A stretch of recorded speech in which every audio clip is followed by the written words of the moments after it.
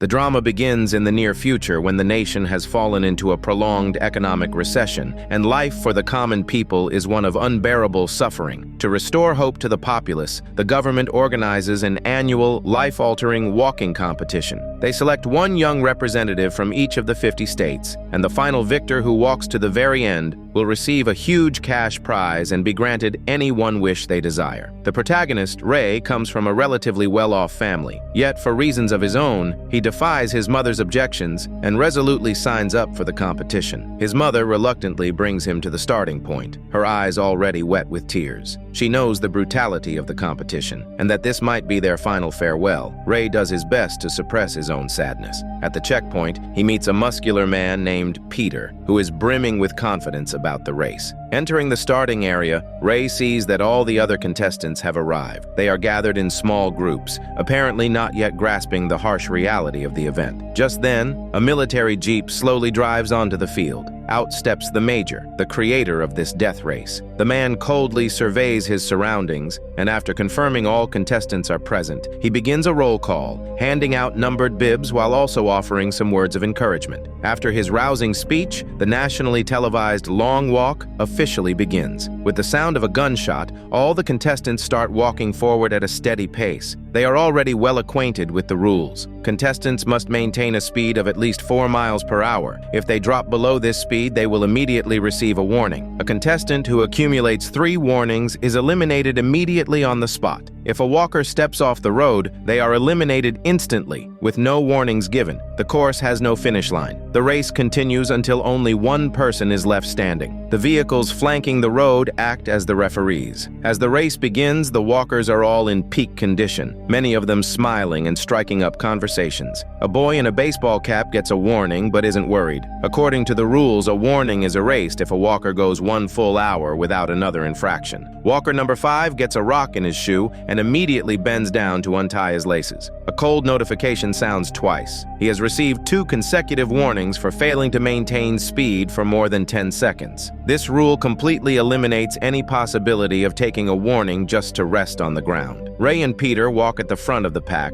discussing their reasons for joining. Most are from poor families, naturally drawn by the lucrative prize money. Ray, however, feels that some things are more important than money. He believes the competition is fundamentally meaningless. Even though it's not mandatory, almost every boy in the country signed up, but only the 50 lucky ones were chosen. As they are talking, a boy with glasses joins them. His greatest dream is to write a book about the long walk from a contestant's perspective. Suddenly, there's a commotion up ahead. Walker number 7 has a severe leg cramp. He struggles to maintain his speed, but still receives consecutive warnings. Ray rushes forward to encourage him. The boy grits his teeth and pushes on for a few more minutes, but finally collapses in pain, receiving his 3rd warning. A cold gunshot rings out, and just like that, a contestant is eliminated. The once relaxed atmosphere instantly becomes tense. No one in the group dares to chat idly anymore. The hot sun beats down on the earth. Ray walks over to a supply truck and takes a long drink of water, the only provision supplied by the officials. They must carry their own rations to eat.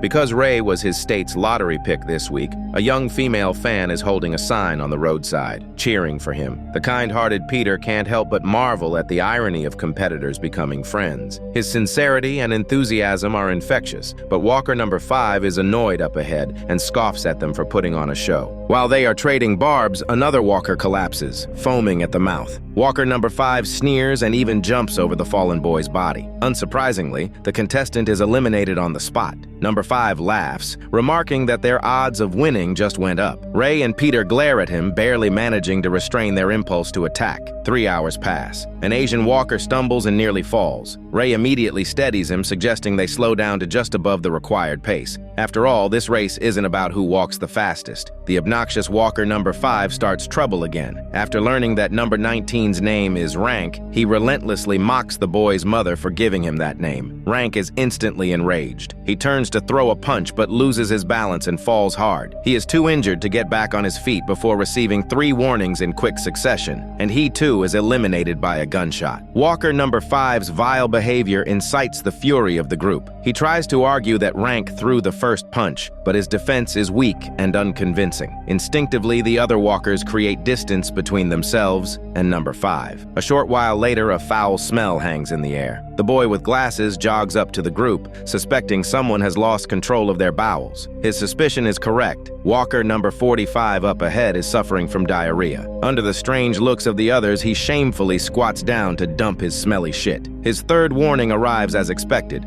followed by another cold gunshot, ending his shitty life. This grim event forces everyone to confront a harsh reality. For the rest of the race, they will have to manage all bodily functions while on the move. By the 35-mile mark, the major drives by in his Jeep to encourage the walkers, telling them that opportunities to change one's life in a single step are rare and they must cherish this moment. As night falls, a deep exhaustion and fatigue creep in. Ray has studied past walks and knows the first night has the highest elimination rate, as walkers inadvertently slow down. The cold sound of warnings is heard frequently from behind, and the sharp crack of gunshots echoes through the night. Even Ray receives 2 warnings. Up ahead, walker number 5 continues his taunts. Just as Ray feels he's about to break, Peter comes up, grabs his arm for support, and tells him to splash some water on his face to clear his head. With Peter's powerful encouragement, Ray finally makes it through the darkness. As he pushes past his breaking point, the sleepiness vanishes. He is incredibly grateful for his new friend. For a moment, they both seem to forget they are rivals. Including those eliminated during the night, only 18 walkers now remain. After a full day and night of non-stop walking, every face is etched with exhaustion. Then, a cold notification sounds from behind them. The boy with glasses has injured his ankle and already has 2 warnings. Ray and Peter force themselves not to look back,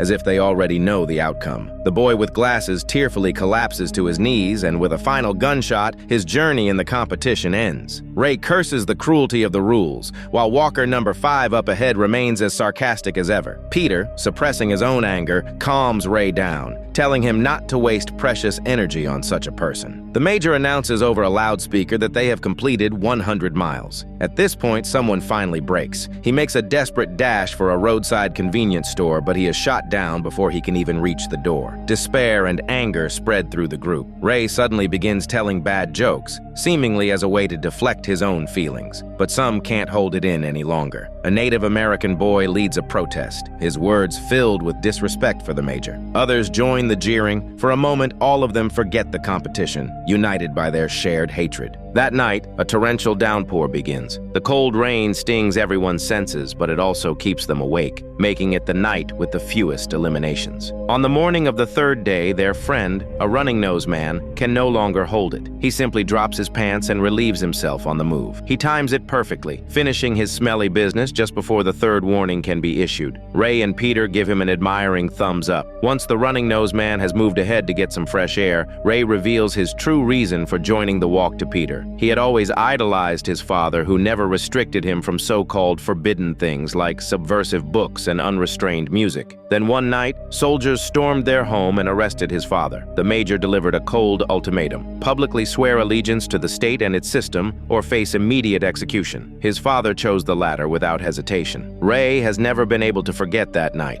He joined the death race to win the prize, which would put him closer to the major than anyone else. The perfect opportunity to kill him. Peter, however, argues that revenge isn't everything and tells him to think of his mother and his friends. He sincerely asks Ray to walk with him to the end. Ray remains silent. At the 170-mile mark, a walker with a severe leg injury begs the soldiers in a half-track for help. In response, he receives a brutal smash to the face with a rifle butt, and then his legs are crushed under the vehicle's treads. The soldiers don't end his life immediately, but coldly wait for his 3rd warning to arrive. Another walker is so horrified by this cruel spectacle that he tears off his clothes and runs toward the edge of the road, where he is quickly consumed by gunfire. When night falls again, only 7 of the original 50 contestants remain.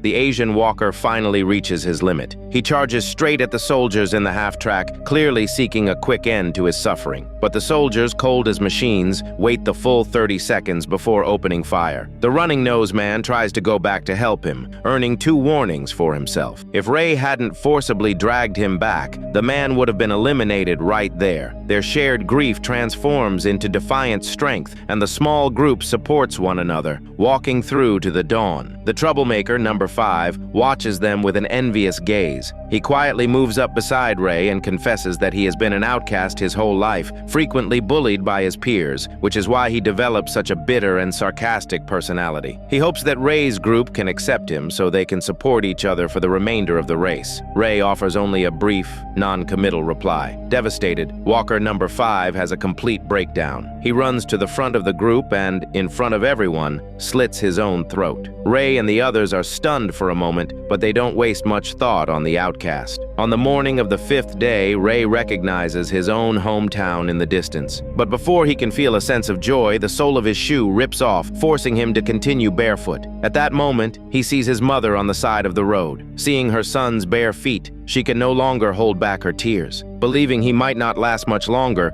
Ray starts to move toward her for a final goodbye. Fortunately, Peter acts fast, pulling him back onto the course just before the 3rd warning sounds. Ray is now filled with regret, wishing he had never joined this damn race. Peter constantly comforts him, telling him that all he needs to do now is win the race, collect his prize, and go home to live a good life with his mother. The race reaches the 300-mile mark with only 5 contestants left. The boy in a baseball cap is unwell. The running-nosed man begins to get inexplicable nosebleeds. The Native American boy walks silently at the front. Ray calls out for him to slow down, but the boy suddenly dashes forward, snatches a rifle from a soldier, and tries to lead a breakout. He is shot squarely in the abdomen. Remembering the fate of the Asian walker, he doesn't wait for the 30-second countdown and instead turns the gun on himself. As night descends, the running-nosed man is finally failing. Ray and Peter hold him up tightly. The man is deeply moved, grateful to have made 2 true friends at the end of his life. He takes the necklace from around his neck and gives it to Ray, asking him to deliver it to his grandmother. He then forcibly breaks free from their grasp and calmly meets his death. By the 350-mile mark, the boy in a baseball cap also reaches his limit. He tells Ray and Peter that he is the Major's illegitimate son. He joined the race, hoping the Major would finally acknowledge him and his mother